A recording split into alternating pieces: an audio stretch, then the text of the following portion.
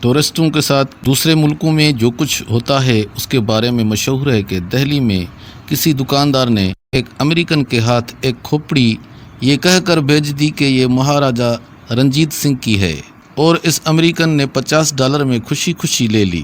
چند دنوں بعد وہ امریکن پھر اس دکان پر گیا تو دکاندار نے پھر ایک اور نسبتاً چھوٹی کھوپڑی اسے تھما دی اور اسے بھی مہاراجا رنجیت سنگھ سے منسوب کیا۔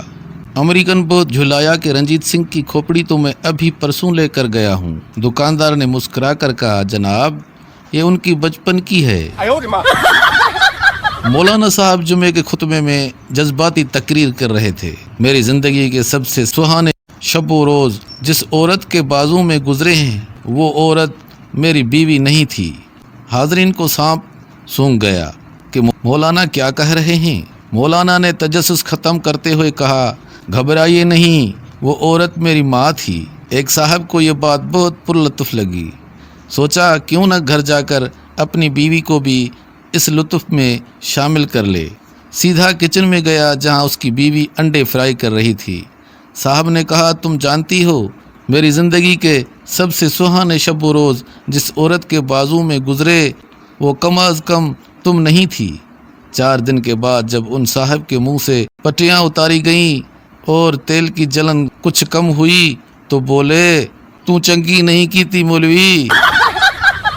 ایک لڑکے نے 50 لڑکیوں کو قطار میں کھڑا کیا اور ماں سے بولا، ان میں سے مجھے ایک لڑکی بہت پسند ہے اور وہی آپ کی بہو بنے گی، بوجھیں تو ان 50 میں سے وہ کون سی ہے؟ ماں نے بغور سب کو دیکھا اور ایک لڑکی کی طرف اشارہ کر کے کہا کہ یہ لڑکی تمہیں پسند ہے اور اس سے تم شادی کرنا چاہتے ہو۔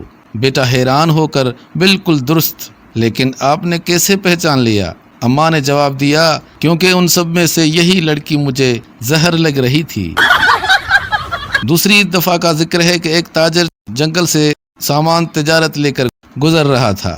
تھکاوٹ کے بعد کچھ دیر آرام کرنے کی نیت سے جو لیٹا، آنکھ لگ گئی۔